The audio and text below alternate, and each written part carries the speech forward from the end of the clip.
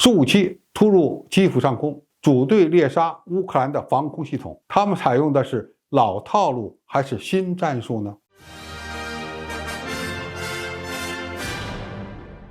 观众朋友、网友朋友，大家好，我是付天少。据俄新社报道，由俄罗斯空天军装备的4架苏57携带着空地导弹和反辐射导弹，凭借优秀的隐身性能，通过统一联网组队的方式猎杀乌克兰军队的地面防空系统。这一作战行动还创造了隐身战斗机对地打击联网作战的新纪录。此次出动苏57执行攻击任务，其看点和关注点主要有这么几个方面。一是一次性的出动了4架，这意味着苏57隐身战斗机的量产计划仍在稳步推进。美国和欧盟对俄罗斯实施的高科技禁运和经济制裁暂时还没有带来严重的影响。西方国家的一些专家此前曾经估计，苏57的产量很低，到目前为止，俄罗斯只有3架具备初始作战能力的苏57交付给了部队。现在看来，其空天军至少已经有5架这种重型隐身战斗机可以投入实战使用了。二是从过去的照片看，苏57隐身战斗机在试飞阶段很少打开弹舱，较大型的导弹、炸弹往往只能挂在翼下，这预示着它在精确制导弹药从舱内投放的问题上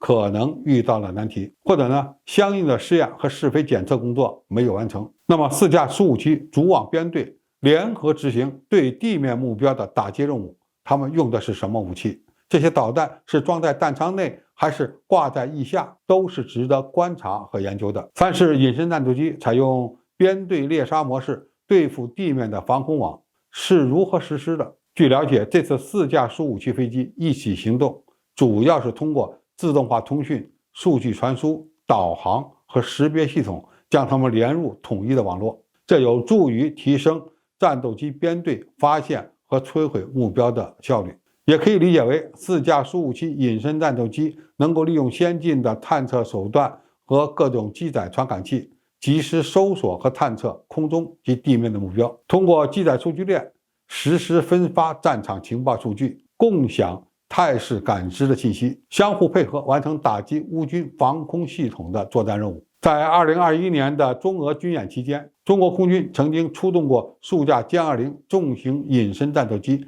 参与演习，当时也是承担的对地打击任务。相比较而言，苏57战斗机的集体首秀所采取的基本战术有可能参考了歼20隐身战斗机摸索出的战法套路。不过苏57此次突入基辅上空，组队猎杀乌克兰防空系统的行动是在实实在在的高烈度战场环境下作战，因而创造了全球首次出动第4代隐身战斗机对抗常规防空系统的案例。现在的问题是，苏57组网编队执行对地打击任务，其能力如何？此次参战有什么重要意义？过去我们从照片上看到的苏57携带的各种武器，大多是以3代机同款的或改进型的导弹。其实俄罗斯也专门为苏57飞机研制了一些专用的可以放入弹舱或挂载在翼下的武器系统，如 X-38 型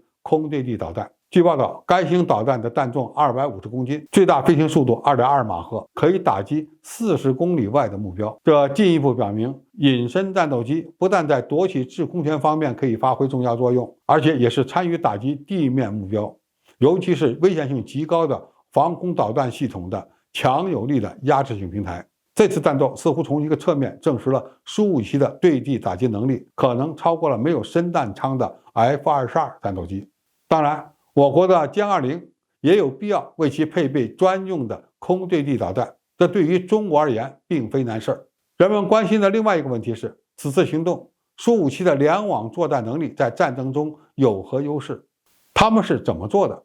目前尚未有详细报道，估计采取的方法是一架苏57打开雷达或红外探测装置搜索目标，